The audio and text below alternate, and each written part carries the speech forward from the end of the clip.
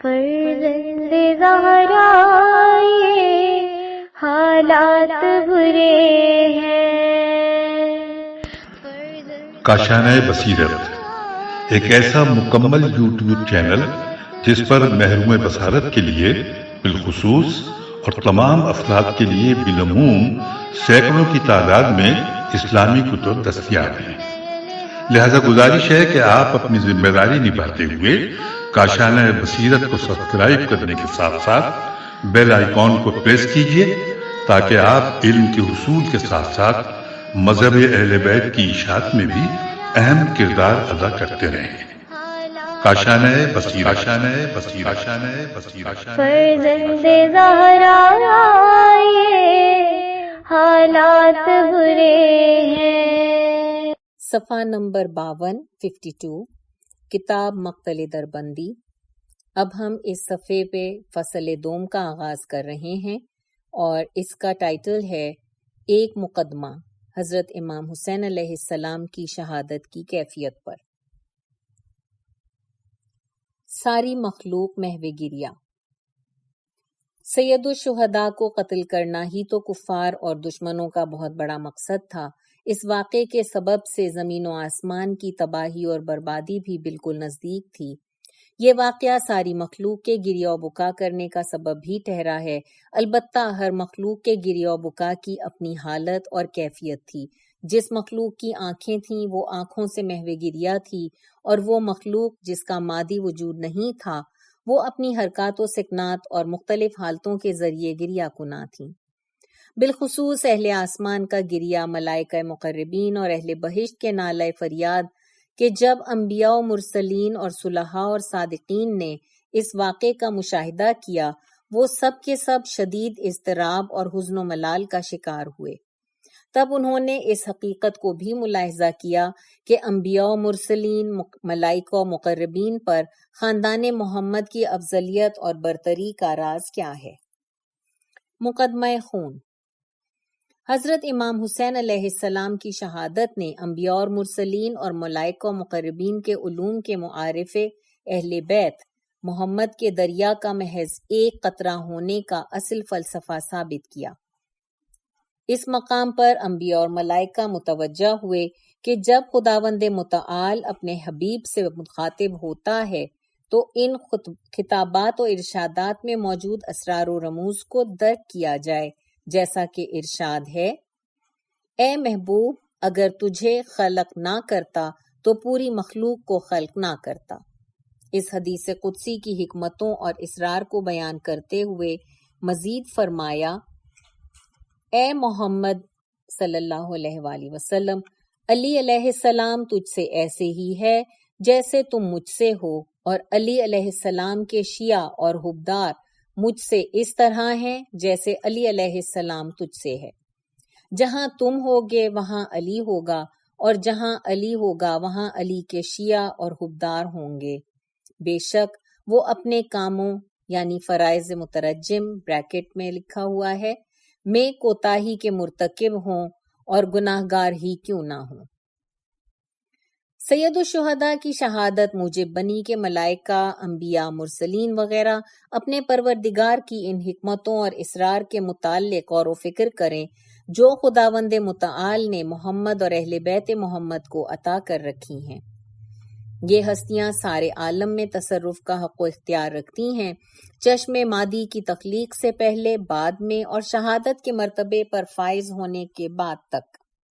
اس صفت کے ساتھ ہر بیدار دل انسان کے لیے بالکل عیاں ہو جاتا ہے کہ خلافت کا غصب کرنا، امیر المؤمنین کے مسلم حق کو پامال کرنا، حضرت فاطمۃ الزہرا سلام اللہ علیہا کے دروازے پر آگ جلانا، انہیں اذیت اور دکھ پہنچانا، ان کے مقام رفیع کا انکار کرنا ہی تو ہے۔ چونکہ علی کے سیاسی حریفوں کی وکالت کرنے والے ان کے پیرووں نے انصار و مہاجرین وغیرہ، علماء منقبت یا علماء متعصب نے جو کچھ بھی کہا ہے اور اپنے موکلین کی طرف سے جتنے بھی عذر پیش کیے یا سرے سے اس واقعے ہی کا انکار کیا، یہ سب کے سب باطل ہیں۔ سید الشہداء کی شہادت سے اسلام کی آواز جہاں تک پہنچی اور روئے ارض پر جہاں جہاں بھی اسلام کا نام لینے والے موجود تھے، وہاں وہاں عزاداری اور سوگواری کا سلسلہ جاری ہے اور حضرت امام حسین علیہ السلام کا غم جاری و ساری ہے۔ بالخصوص ماہ محرم الحرام میں غیر ملکی افراد، غیر ممالک کے سفراء اور روزناموں نے تحریر کیا ہے اور پھر دنیا کے مختلف گوشوں میں اس خبر کو پہنچایا۔ عزاداری حضرت امام حسین علیہ السلام منانے کے لیے مختلف طریقوں سے متعلق ایک دوسرے کو اطلاعات باہم پہنچاتے رہے۔ پس آپ یہ کہہ سکتے ہیں کہ سید الشہداء قرآن کے شریک ہیں۔ یہ دو ثقل ہیں، ایک ثقل اکبر اور دوسرا ثقل اصغر۔ در حقیقت شہادت حضرت امام حسین علیہ السلام اور اس پر جتنے اثرات مرتب ہو چکے ہیں اور ہو رہے ہیں، انہیں قرآن کی مثل کے طور پر متعارف کرایا جاتا ہے۔ اس کے ذریعے پیغمبر اسلام کے دین کو تقویت ملتی ہے اور اس کی تشہیر بھی ہوتی ہے۔ اس مقدمے کے بعد ہم آل محمد کی شان میں تحریر کی جانے والی دو عظیم الشان منقبت پیش کرنے کی سعادت حاصل کر رہے ہیں۔ ایک منقبت میں یہ بیان کیا جا رہا ہے کہ اولین و آخرین کے تمام علوم کا آل محمد کے علوم و معارف سے مقایسہ کرنا ایسا ہی ہے جیسے کوئی قطرے کا دریا کے ساتھ مقایسہ کرے، جبکہ دوسری منقبت میں ائمہ معصومین کے مقام رفیع کے آثار کی جانب اشارہ کیا گیا ہے۔ اگرچہ اس قسم کی اخبار و روایات سے استنباط کرنا شیعہ منابع اور کتب سے تو بہت ہی آسان کام ہے، جبکہ ہم ان دونوں کو اہل سنت کی کتب اور منابع سے نقل کر رہے ہیں تاکہ جو شخص ہلاک یا گمراہ ہو وہ حق کی حجت تمام ہونے کے بعد ہلاک ہو۔ چڑیا اور دریا۔ علوم عقلی کے ماہر بزرگ عالم جلیل القدر سید میر داماد رحمۃ اللہ علیہ اپنی کتاب تقویم البیان میں تحریر کرتے ہیں۔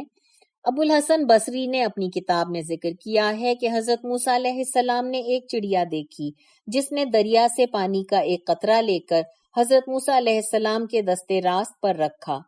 حضرت موسیٰ نے حضرت خضر سے اس کا سبب پوچھا تو حضرت خضر نے جواب دیا، یہ چڑیا پیغام دے رہی ہے کہ تمہارا علم خاتم الانبیاء اور ان کے وسیع برحق حضرت علی علیہ السلام کے مقابلے میں اس طرح ہے جس طرح دریا کے مقابلے میں ایک قطرہ۔ اسد بن ابراہیم مالکی اردبیلی جو اہل علم میں افضل المحدثین کے نام سے مشہور تھے، علماء سنت نے اپنی کتاب اربعین میں اسی مضمون پر ملتی جلتی ایک حدیث نقل فرمائی ہے۔ حضرت موسیٰ علیہ السلام اور حضرت خضر علیہ السلام کے درمیان کشتی، لڑکے اور دیوار کے متعلق جو گفتگو ہوئی اور اس کے بعد حضرت موسیٰ علیہ السلام واپس گئے، جب واپس تشریف لے گئے تو حضرت ہارون علیہ السلام نے اس قصے کے متعلق سوال کیا تاکہ اسے باقاعدہ ضبط تحریر میں لایا جائے، تو حضرت موسیٰ نے فرمایا، میں اور خضر دریا کے کنارے بیٹھے تھے کہ ایک پرندہ ہمارے پاس آیا جس نے اپنی چونچ میں دریا کا پانی بھر رکھا تھا۔ اس نے ایک قطرہ مشرق کی طرف پھینکا، دوسرا مغرب کی طرف، ایک قطرہ آسمان کی طرف اور ایک قطرہ زمین کی طرف پھینکا، جبکہ باقی بچا ہوا پانی دریا میں واپس ڈال دیا۔ میں نے حضرت خضر سے اس کا فلسفہ پوچھا مگر وہ خاموش رہے، جواب نہیں دیا، شاید اس راز سے آگاہ نہ تھے۔ ہم سوچوں میں ڈوبے ہوئے تھے کہ ایک شکاری نمودار ہوا اور ہمارے پاس آ کر کہنے لگا، میں آپ لوگوں کو پرندے کی اس حرکت کی بابت حیران و پریشان دیکھ رہا ہوں۔ پرندے نے جو چاروں جہات کی طرف 4 قطرے پھینکے ہیں، اس عمل سے وہ یہ بتانا چاہتا تھا کہ آپ کے بعد ایک نبی مبعوث ہوگا جو ختمی مرتبت ہوگا، جس کی امت فاتح شرق و غرب ہوگی، اسے آسمانوں کی طرف معراج جسمانی نصیب ہوگی جبکہ وہ زمین میں دفن ہوگا۔ اس پرندے نے 5واں قطرہ جو دریا میں ڈالا تھا، اس کا مطلب یہ ہے کہ اہل عالم کے علوم محمد وآل محمد کے مقابلے میں اس طرح ہیں جس طرح دریا کے مقابلے میں قطرہ ہوتا ہے، جبکہ محمد مصطفیٰ صلی اللہ علیہ وآلہ وسلم کے جانشین اور چچا زاد بھائی علی علیہ السلام ان کے تمام علوم کو وراثت میں پائیں گے۔ پس ان اشارات اور اسرار کے متعلق ہماری گفتگو اپنے اختتام کو پہنچی، جبکہ ہم میں سے ہر ایک اپنے اپنے علم کی کمی کا اعتراف کر رہا تھا۔ اچانک وہ شکاری غائب ہو گیا۔ ہم یہ سمجھنے لگے کہ شاید کوئی فرشتہ تھا جو ہماری کمزوری کی نشاندہی کے لیے نازل ہوا تھا، اس لیے کہ ہم دونوں اپنے اپنے مقام پر خود کو نقطۂ کمال پر فائز خیال کرتے تھے، میں علم شریعت اور نبوت میں، جبکہ حضرت خضر علیہ السلام اسرار کائنات اور قضاء و قدر کے علوم میں۔ زخم غطرفت، میں ہجے کر دیتی ہوں، غین توئے رے اور فے تے۔ اور وہ منقبت جو آل محمد کے مقام رفعی کی نشاندہی کر رہی ہے وہ یہ ہے کہ ایک دن پیغمبر اکرم صلی اللہ علیہ وآلہ وسلم اپنے اصحاب کے ہمراہ مسجد میں تشریف فرما تھے کہ ایک عجیب الخلقت اور غریب الخلقت شخص جو تاریکی شب کی مانند سیاہ تھا، طویل قد و قامت کا مالک جس کے بال مضبوط رسیوں کی طرح بٹے ہوئے تھے، اس کے کان بڑے تیز اور ناخن تو بڑی بڑی چھریوں کے مانند تھے، اور ہر دانت اپنے مقام پر ایک وزنی سنگ کی مثل تھا۔ اس کے چہرے سے عبث ٹپک رہا تھا اور آنکھیں مشل کی طرح روشن تھیں۔ جب وہ بولتا تو یوں لگتا تھا جیسے کوئی شمشیر غلاف سے باہر نکل آئی ہو۔ اس نے سید المرسلین کو بلند آواز سے مخاطب کیا اور عرض کیا، میں غطرفت کے نام سے مشہور ہوں، میں عفریت اعظم ہوں، میں جن و شیاطین کی سلطنت کا سلطان اور شہنشاہ تھا، مگر میں اسلام لے آیا ہوں اور ایمان قبول کر لیا ہے۔ اب میں آپ کے دین مبین پر یقین رکھتا ہوں، اور اب تو آپ کے در اقدس پر حاضری کا شرف بھی نصیب ہو چکا ہے۔ آپ تو رحمت للعالمین ہیں، میرے دردوں کو شفا عطا کریں۔ میری قوم عہد شکنی کر چکی ہے اور میرے فرمان کی مخالف ہو چکی ہے۔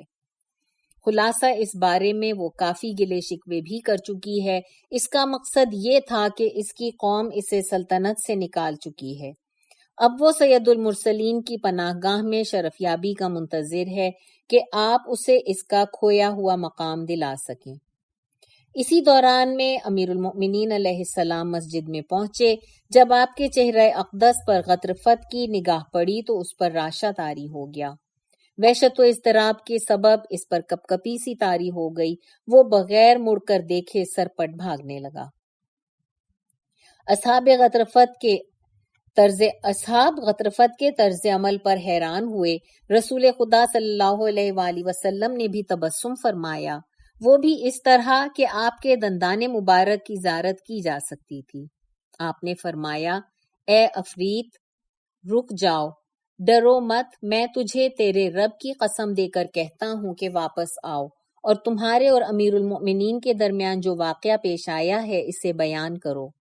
غطرفت رک گیا اور عرض کرنے لگا، ایک شب میں 90,000 شیاطین کے ہمراہ تھا کہ جن میں سے ہر شیطان جسامت کے لحاظ سے بہت بڑے پہاڑ کی مانند تھا۔ اوپر جانا شروع کر دیا۔ ہم اس مقام پر جا کر رک گئے جہاں تک فرشتوں کی آوازیں بخوبی سنائی دیتی تھیں۔ ہم پہلے آسمان کے فرشتوں کی آوازیں بخوبی سن رہے تھے۔ ہم نے اچانک اس شخص علی ابن ابی طالب علیہ السلام کو دیکھا کہ ہمارے قریب آیا۔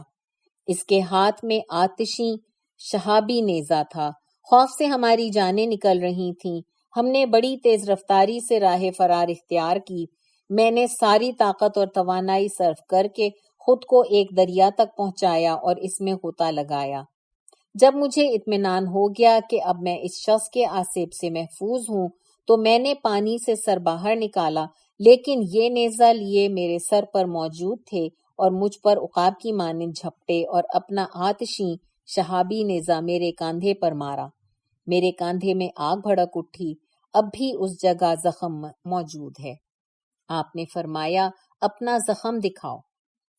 جب اس نے اپنے کاندھے سے لباس ہٹایا تو سارے اصحاب نے امیر المؤمنین کے لگائے ہوئے زخم کو دیکھا جو غطرفت کے کاندھے پر موجود تھا۔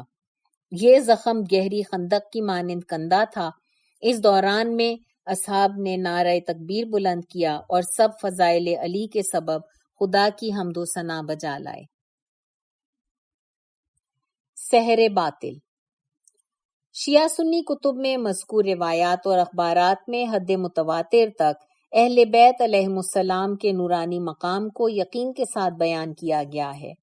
انہی آثار و اخبارات میں سے بعض کو صاحب کتاب ثاقب المناقب نے بھی ذکر کیا ہے۔ ان روایات کا ایک حصہ وہ ہے جو ربیع حاجب اور منصور دوانقی عباسی کے پردادار سے نقل ہوئی ہیں، جن کا مضمون یہ ہے: منصور دوانقی نے ایک شخص کو بابل کی سرزمین پر بھیجا کہ وہاں سے 70 اشخاص لے کر آؤ۔ جب مذکورہ افراد کو منصور کے دربار میں پیش کیا گیا تو اس نے کہا، کیا تم حضرت موسیٰ کلیم اللہ کے زمانے کے ساحروں کی اولاد ہو؟ انہوں نے جواب دیا، جی ہاں۔ اس ملعون نے کہا، ابو عبداللہ جعفر بن محمد الصادق علیہ السلام بھی نعوذ باللہ تمہاری طرح جادوگر ہیں، نعوذ باللہ۔ اگر تم اپنے جادو کے ذریعے انہیں مبہوت و مدہوش کر دو تو میں تمہیں بہت زیادہ تحائف اور ہدایہ سے نوازوں گا اور تمہیں میرا قرب بھی حاصل ہو جائے گا۔ جادوگروں نے یہ پیشکش قبول کر لی اور 70 صورتیں یعنی ماسک تیار کیے جن کے ساتھ حیوانی آوازیں بھی تھیں۔ انہوں نے اپنے چہروں پر وہ ماسک پہنے۔ اب منصور دوانقی ملعون خود تخت پر بیٹھا اور تاج سر پر سجا لیا۔ اس نے اپنے حاجب اور پردادار کو حکم دیا، کسی کو بھیج کر امام صادق علیہ السلام کو بلا لائے۔ چونکہ اس ملعون کا پروگرام تھا کہ جب امام حاضر ہوں گے تو یہ جادوگر حیوانی شکلوں والے ماسک پہن کر امام کی طرف بڑھیں گے تو امام پر خوف و ہراس کی کیفیت طاری ہو جائے گی۔ اسی طرح حاضرین مجلس، جس میں بنی عباس کے رؤسا بھی شامل تھے، کے سامنے نعوذ باللہ امام کی توہین ہوگی اور امام خفت محسوس کرنے لگیں گے، نعوذ باللہ، جس سے سب سمجھ جائیں گے کہ امام اپنے دعوی امامت میں سچے نہیں ہیں۔ بہرحال جب امام منصور دوانقی کی محفل میں داخل ہوئے تو آپ ان حیوانی شکلوں کو دیکھ کر مسکرانے لگے اور فرمایا، وائے ہو تم پر، کیا تم نہیں جانتے ہو کہ میں حجت خدا ہوں اور وہی حجت ہوں جس نے تمہارے آبا و اجداد کے جادو کو موسیٰ ابن عمران علیہ السلام کے دور میں باطل کیا تھا۔ آپ نے فرمایا، اے صورتوں والو، تم نے جو جو شکلیں اختیار کر رکھی ہیں اسی حیوان میں تبدیل ہو جاؤ۔ اور وہ سارے حیوان اور درندے بن گئے اور ایک ایک کر کے ایک دوسرے کو کھانے لگے۔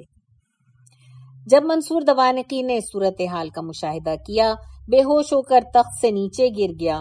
جب اسے ہوش آیا تو عرض کرنے لگا، اے حجت خدا، مجھ پر رحم کھائیے، میری خطا معاف کر دیجئے، اس کے بعد میں ایسی ناحق شناسی اور خطا کی جرت نہیں کروں گا۔ آپ نے فرمایا، امام نے فرمایا، میں معاف کیے دیتا ہوں۔ اس ملعون نے عرض کیا، اے میرے آقا و سردار، ان درندوں کی بابت کوئی حکم دیجئے جو ایک دوسرے کو کھا چکے ہیں، انہیں ان کی سابقہ حالتوں کی طرف پلٹا دیجئے۔ آپ نے فرمایا، ہیہات ہیہات، اگر عصائے موسیٰ نے جو کچھ نگلا تھا وہ واپس کیا ہوتا تو یہ بھی واپس ہوتے۔ مگر اس کے باوجود امام نے حکم دیا اور یہ 70 جادوگر اپنی حالتوں پر اور انسانی جسموں میں واپس لوٹ آئے، مگر سب کے سب جہنمی بن گئے۔ اگر آل محمد کے حقیقی حبدار ان کے آثار و مقام کو جمع کرنا چاہیں تو اس میں ایک عظیم الشان کتاب سے بھی زیادہ مواد موجود ہے۔ قدرت تصرف۔ بعض حضرات نے اس فعل میں ایسی روایات پیش کی ہیں جن میں حضرت علی علیہ السلام کا ایک رات میں 40 افراد کی میزبانی کو قبول کرنا بھی شامل ہے۔ صبح ان میں سے ہر ایک شخص دعویٰ کر رہا تھا کہ امیر المومنین تو آج شب میرے ہاں مہمان تھے اور شب بھر یہیں رہے ہیں۔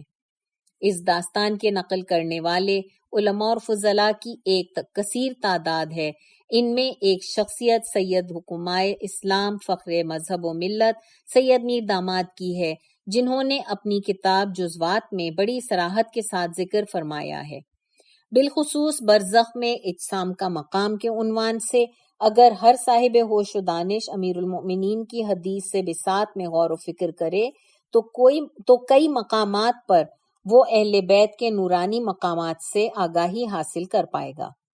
خلاصہ یہ کہ اہل بیت محمد کی ارواح مقدسہ اور نفوس طیبہ جو طاہر و مطہر ہیں اور اس مقام رفیع پر فائز ہیں، وہ خدا کے اذن سے اس عالم میں ہر قسم کے تصرف کا حق و اختیار رکھتے ہیں، حتیٰ کہ وہ عالم ارواح میں موجود ارواح پر بھی تصرف کا اختیار رکھتے ہیں۔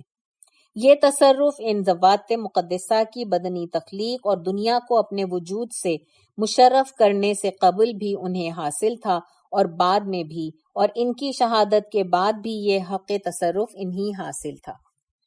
اس اجمال کی طرف بھی اشارہ کر کے وضاحت کی گئی ہے، چونکہ ہماری ارواح اور نفوس کامل اور قاہرہ و باہرہ ہی نہیں، اسی لیے عالم برزخ میں ہر روح ایک مثالی جسم اور برزخی جسم سے مربوط ہوتی ہے، اور عالم برزخ عالم خواب کی مثل ہوتا ہے۔ جس طرح عالم خواب میں ہماری روح کا تعلق ایک بدن سے ہوتا ہے، کھانے پینے کی لذت وغیرہ اس جسم تک پہنچتی ہے، جبکہ آل محمد کی ارواح اور نفوس کامل مطہر، وسیع، نورانی اور قاہرہ و باہرہ ہوتے ہیں۔ اس لحاظ سے ان میں سے ہر ایک کا تعلق ہزاروں اجسام اور مقامی ابدان اور برزخی اجسام سے ہوتا ہے۔ یہیں سے امیر المؤمنین علیہ السلام کے 40 گھروں میں مہمان بننے اور 40 افراد کے دعووں کا راز معلوم ہوتا ہے کہ ہر صحابی کہہ رہا تھا کہ آج رات امیر المؤمنین میرے گھر مہمان تھے اور رات بھی ہمارے گھر بسر کی۔ یہیں سے ہمیں اصحاب قصہ، پنجتن آل ابا کا شمال جنوب کے بسنے والوں کے ہاں موجود ہونے کا مسئلہ واضح ہو جاتا ہے کہ ہزاروں مرنے والوں کے پاس بھی موجود ہوتے ہیں اور ہزاروں مریضوں کو جو طاعون وغیرہ جیسی مہلک امراض کا شکار ہیں شفا دی جاتی ہے۔ بس ایک نتیجہ اخذ کیا جا سکتا ہے کہ دنیا ہو یا عالم برزخ، اہل بیت ایک جسم کے ساتھ یقیناً ایک سے زیادہ مقامات پر موجود نہیں ہو سکتے۔ حضور ائمہ اطہار کے باب میں حد متواتر سے نقل ہونے والی روایات کثیر تعداد میں موجود ہیں، جیسا کہ ثقۃ الاسلام کلینی نے کافی میں اور شیخ الطائفہ نے تہذیب میں ائمہ اطہار کے حاضر و موجود ہونے کے متعلق علیحدہ باب ذکر کیے ہیں کہ اس مسئلے سے آگاہی حاصل کرنے والے حضرات کی علمی تشنگی دور ہو سکے۔ علامہ مجلسی رحمۃ اللہ علیہ نے بہار میں اصحاب قصہ اور پنجتن آل ابا کے جسم میں مثالی کے ذریعے حضور کے متعلق ایک علیحدہ باب ذکر کیا ہے اور باقاعدہ تصریح فرمائی ہے کہ یہ ذوات مقدسہ کثیر التعداد ہیں، برزخی اور مثالی ابدان کے مالک ہیں۔ یہ بات بالکل ہے ایسے نورانی مقامات اور آثار و خواص سید الشہداء کے خاندان کے چند افراد کے لیے بھی ثابت ہیں، جیسے حضرت عباس علیہ السلام، حضرت علی اکبر علیہ السلام، حضرت قاسم علیہ السلام، سیدہ زینب بنت علی، سیدہ ام کلثوم۔ البتہ یہ بلند اور عرفہ مقامات ان ہستیوں کی شہادت یا وفات کے بعد انہیں عطا کیے گئے ہیں۔ 72 گھنٹے کا روز عاشورہ۔ اتنے مطلب بیان کرنے کے بعد ایک انتہائی لطیف اور دقیق نقطے کا تذکرہ لازمی ہو گیا ہے تاکہ بطور مقدمہ ذکر ہونے والے تمام مطالب سے پردہ ہٹایا جا سکے۔ اس ترتیب کے ساتھ اگر کوئی سوال کرے کہ اگر ہم یہ بات قبول کر لیں کہ حضرت امام حسین علیہ السلام نے اپنے دست مبارک سے 30,000 افراد کو تہہ تیغ فرمایا اور حضرت عباس علمدار علیہ السلام نے 25,000 کو ہلاکت سے دوچار کیا اور اسی ترتیب سے باقی خاندان بنی ہاشم نے بھی شجاعت کے جوہر دکھائے، تو اس سارے عمل کے لیے 72 گھنٹے کا طویل دن ہونا چاہیے۔ اس لیے کہ اذہان میں یہ متبادر ہوتا ہے کہ امام نے برزخی اور مثالی اجسام کے ذریعے جنگ میں شرکت فرمائی، آپ کی جنگ دنیاوی بدن کے ذریعے نہ تھی۔ اس سوال اور شبہ کا جواب ہم اس طرح دیں گے، حضرت امام حسین علیہ السلام کی جنگ اور جہاد آپ کے اصلی اور حقیقی اور دنیاوی جسم کے ذریعے ممکن ہوئی، یعنی اسی جسم کے ساتھ جس کے ساتھ آپ دنیا میں تشریف لائے۔ چونکہ آپ کو جتنے بھی زخم لگے، نیزوں کے تھے یا تلواروں کے، پتھروں کے تھے یا تیروں کے، وہ اسی بدن پر لگے تھے، اس کے علاوہ کسی بھی طرح کا عقیدہ رکھنا جائز نہیں ہے، اور یہ عقیدہ مذہب شیعہ و امامیہ کی ضروریات میں شمار ہوتا ہے۔ جبکہ خاندان بنی ہاشم کے کسی بھی فرد کے متعلق نہ کسی نے دعویٰ کیا ہے نہ کرے گا کہ دنیاوی زندگی میں کسی فرد نے برزخی اور مثالی جسم سے کبھی استفادہ کیا ہو۔ ہاں، جو کچھ اس کے ماورا ہے اس پر عقیدہ رکھا جائے کہ روز عاشور 72 گھنٹے کا ہونا چاہیے۔ اگر کوئی اس نظریے کا قائل نہیں ہے تو یقیناً وہ سید الشہداء اور آپ کے خاندان کی شجاعت کا منکر ٹھہرے گا۔ ہم خدا سے ایسے عقائد کی بابت پناہ مانگتے ہیں۔ گریہ کرنے والوں پر درود و سلام۔ گزشتہ مطالب ذکر کرنے کے بعد ہم ایک دوسرا مقدمہ ذکر کرنے کی سعادت حاصل کر رہے ہیں تاکہ ہم آپ کی شہادت کے حالات پیش کرنے کی سعادت حاصل کر سکیں اور ہر صاحب عقل و شعور اور اہل فکر و تدبر پر واضح ہو سکے کہ اخبارات اور روایات میں تواتر کے ساتھ آپ کی قبر مطہر کے زائرین کے درجات اور بلند مراتب اور زیارات کی فضیلت کا تذکرہ جو ایک حقیقت ہے نہ کہ مبالغہ آرائی موجود ہے۔ چونکہ زائرین اور گریہ کنندگان کا ثواب اور درجات حضرت امام حسین علیہ السلام کی طرف سے ہیں، ان روایات کا انکار ممکن ہی نہیں۔ ہاں، البتہ وہ شخص انکار کر سکتا ہے جو باب زیارت اور گریہ و بکا کا سرے سے منکر ہو۔ یہاں مفضل بن عمر کی روایات کا ذکر کرنا ضروری ہے۔ مفضل بن عمر حضرت امام جعفر صادق علیہ السلام سے روایت کرتے ہیں کہ آپ نے ارشاد فرمایا، خدا کی قسم میں ان ملائکہ اور فرشتوں کو دیکھ رہا ہوں جو سید الشہداء کی قبر اطہر کے زائرین کے گرد ہجوم کیے ہوئے ہیں اور انہیں گھیرے میں لیے ہوئے ہیں۔ مفضل نے عرض کیا، کیا زائرین ملائکہ کو دیکھ رہے ہیں؟ آپ نے فرمایا، خدا کی قسم زائرین ان ملائکہ کو نبی آدم علیہ السلام کی صورت میں دیکھ رہے ہیں۔ معاف کیجیے گا، آپ نے فرمایا، خدا کی قسم زائرین ان ملائکہ کو بنی آدم علیہ السلام کی صورت میں دیکھ رہے ہیں۔ غلطی درگزر ہو۔ حتیٰ کہ ملائکہ اپنے ہاتھوں کو میرے اوپر بطور تبرک پھیر رہے ہیں۔ پھر فرمایا، اللہ تعالیٰ ہر صبح و شام زائرین سید الشہداء کے لیے بہشتی غذا نازل فرماتا ہے اور ملائکہ کو زائرین کا خادم قرار دیتا ہے، اور زائرین کی کوئی ایسی دینی اور دنیاوی حاجت نہیں ہے جو پوری نہ کی جاتی ہو۔ مفضل نے عرض کیا، خدا کی قسم یہ بہت بڑی کرامت ہے، ہبہ ہے، تحفہ اور عطیہ ہے جو زائر سید الشہداء کو خدا کی طرف سے عطا کیا جاتا ہے۔ آپ نے فرمایا، اے مفضل، تم چاہتے ہو کہ میں اس سے بلند مراتب اور مدارج کو بھی بیان کروں؟ مفضل نے عرض کیا، جی میرے آقا و سردار۔ آپ نے فرمایا، میں اپنی چشم بصیرت اور امامت سے دیکھ رہا ہوں کہ سید الشہداء کی قبر اطہر پر نور کا تخت لگا ہوا ہے اور آپ کے روضہ اقدس کے گنبد پر سرخ یاقوت، مروارید اور جواہرات لگے ہوئے ہیں۔ حضرت امام حسین علیہ السلام اس تخت پر تشریف فرما ہیں۔ اس گنبد کے گرد 90,000 سبز رنگ کے قبے موجود ہیں کہ جب زائر آتے ہیں تو اس سرخ گنبد کی زیارت کرتے ہیں اور ذریعہ امام حسین علیہ السلام کی زیارت کرتے ہیں اور ہدیہ سلام پیش کرتے ہیں۔ پھر پروردگار انہیں مخاطب کرتے ہوئے ارشاد فرماتا ہے، اے میرے اولیاء اور دوستو، تم نے میرے راستے میں تکالیف برداشت کی ہیں، دشمنان محمد و آل محمد کی طرف سے مظالم اور مصائب برداشت کیے ہیں، تم نے راہزنوں اور چوروں کا ڈٹ کر مقابلہ کیا ہے اور کمال صبر و ہمت کا مظاہرہ کیا ہے، جبکہ آج وہ دن ہے کہ جس دن تمہیں دین و دنیا کی کوئی حاجت درپیش نہیں رہے گی، جو کچھ مانگو گے میں پوری کروں گا۔ اس کے بعد حضرت امام جعفر صادق علیہ السلام فرماتے ہیں، زائر حضرت امام حسین علیہ السلام کا کھانا اور پانی جنت سے آتا ہے جب تک زائر کربلا ہی میں سکونت پذیر رہتا ہے۔ ایک دوسری روایت میں ہے کہ حضرت امام حسین علیہ السلام اپنے گریہ کرنے والوں اور زائرین پر خصوصی عنایت فرمانے کے بعد ارشاد فرماتے ہیں، اگر تمہیں اپنے درجات کا پتہ چل جائے تو تمہاری خوشی اور شادمانی تمہارے دکھوں اور مصائب سے کئی گناہ بڑھ جائے۔ تمہارے درجات ہم اہل بیت کے درجات کے مانند ہیں۔ ایک دوسری روایت میں ہے کہ جب امیر المؤمنین علیہ السلام حضرت امام حسین علیہ السلام کی زیارت کے لیے تشریف لاتے ہیں تو سید الشہداء اپنے بابا امیر المؤمنین کی خدمت میں عرض کرتے ہیں، اے بابا میرے زائر کے لیے استغفار فرمائیں اور بارگاہ خداوندی میں اس کے درجات اور بلند مقام کے لیے استدعا فرمائیں۔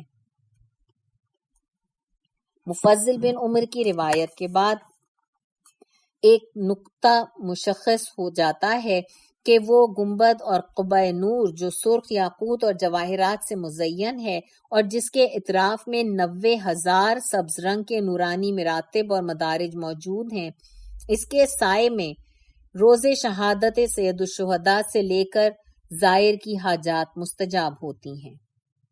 بلکہ کہا جا سکتا ہے کہ آپ کی شہادت سے قبل بھی پروردگار کا یہی فیصلہ تھا جو اب تک برقرار ہے۔ یہ اس سوال کا جواب ہے جو محترم الشیخ الاسلام مرزا حسن مرحوم قزوینی نے اس خادم علوم اہل بیت علامہ دربندی بریکٹ میں اس کی وضاحت ہے سے دریافت فرمایا تھا، جو ذیل میں پیش ہے۔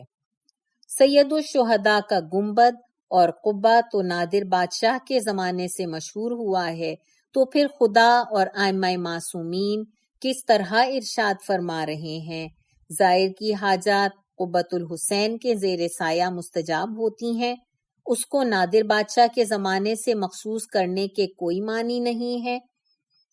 ان کے اس سوال کو 1.5 سال گزرا تھا کہ میرے مطالعے سے مفضل بن عمر کی روایت گزری۔ میں نے ان کے سامنے جواب پیش کر دیا۔ وہ بہت خوش ہوئے اور فرمانے لگے، الحمدللہ میری مشکل حل ہو گئی۔ نتیجہ یہ کہ مفضل کی حدیث کے ذریعے سید الشہداء کے زائر کے مراتب اور مدارج کی بابت استفادہ ہوتا ہے۔ اب اگر اہل ایمان و یقین اور محبان آل رسول کے لیے ان مطالب کو سادہ اور مکمل وضاحت کے ساتھ بیان کیا جائے تو پھر اس میں غور و فکر اور تامل و تدبر ایک لازمی امر ٹھہرے گا۔ چونکہ پیغمبر گرامی قدر خاتم النبیین سید المرسلین صلی اللہ علیہ وآلہ وسلم عقل اول، نور انور، قلم اعلیٰ و اعظم، صفات پروردگار کے اشرف و افضل شاہکار ہیں، اسی گریہ اور نالیہ فریاد کے ذریعے ہی تو قاب قوسین و ادنیٰ کے مقام پر فائز ہوئے ہیں۔ لولاک لما خلقت الافلاک کا نورانی تاج آپ کے سر اقدس کی زینت بنا۔ چنانچہ اپنے نواسے سید الشہداء کے غم اور مصیبت میں گریہ فرماتے رہے اور ثابت کیا کہ یہ افضل ترین عبادت ہے۔ اس کی فضیلت تمام عبادتوں اور جماعتوں پر مسلم ہے۔ آپ کا گریہ کرنا تبلیغ رسالت بھی ہے اور اس کے ذریعے وہ مخلوق کو پروردگار کی طرف دعوت بھی دے رہے تھے۔ آپ نے تمام تکالیف اور اذیتوں پر صبر کیا اور ارشاد فرمایا، میری طرح کسی بھی نبی کو تکلیف اور دکھ نہیں پہنچایا گیا۔ اگر ہم حجابات کو بالائے طاق رکھ کر دیکھیں تو کہنا پڑے گا کہ عظیم ترین، بزرگ ترین، افضل عبادات اور اعمال محمد وآل محمد کی اطاعت ہے، جس کے ذریعے عظیم ہبہ اور عطیہ کبریٰ کی منزل یعنی مقام محمود تک رسائی حاصل کی جا سکتی ہے۔ مقام محمود کی مثال دنیا میں موجود مقامات سے نہیں دی جا سکتی۔ مقام محمود پر فائز ہونے کا سبب محمد و آل محمد کا امام مظلوم کی شہادت اور مصائب پر خون، غم، گریہ و نالہ اور رونا ہے۔ اس گریہ و بکا کے مقامات صبر و شکیبائی کے درجات سے کہیں بلند ہیں، چونکہ ان مقامات کی رفت پروردگار کی رضا اور اس کے قضاء و قدر کے سامنے تسلیم ہونے کا نام ہے، اور خداوند متعال ہی رونے والے کو یہ درجات عطا کرتے ہیں۔ اس قسم کے مطالب کو سمجھنا اور ان کی حقانیت کا ادراک کرنا عوام الناس کے بس کی بات نہیں ہے۔ وہ ان مطالب کی حقانیت، نورانیت اور ملوکیت کا ادراک نہیں کر سکتے ہیں۔ انہیں تو اتنا ہی معلوم ہے کہ جو علماء اور فضلاء ان کے سامنے بیان کرتے ہیں اور وہ مطالب حقیقت سے دور اور جہل مرکب کی کھچڑی بنے ہوئے ہیں۔ خداوند متعال تو شاہد بھی ہے اور عالم بھی کہ سید الشہداء کی زیارت ان کے مصائب میں گریہ زاری کرنے کے بارے میں ہمارا یہی عقیدہ ہے جو بڑا واضح ہے اور ہم نے پیش کر دیا ہے، اور ہم نے اپنے عقیدے کو محکم دلائل اور مستحکم اصولوں کے ذریعے ثابت کیا ہے۔ اس مطلب یعنی بریکٹ میں سید المرسلین صلی اللہ علیہ وآلہ وسلم امیر المؤمنین سیدہ فاطمۃ الزہرا علیہ السلام کی سب سے افضل عبادت اور عمدہ ترین عمل سید الشہداء کے مصائب پر گریہ کرنا ہے۔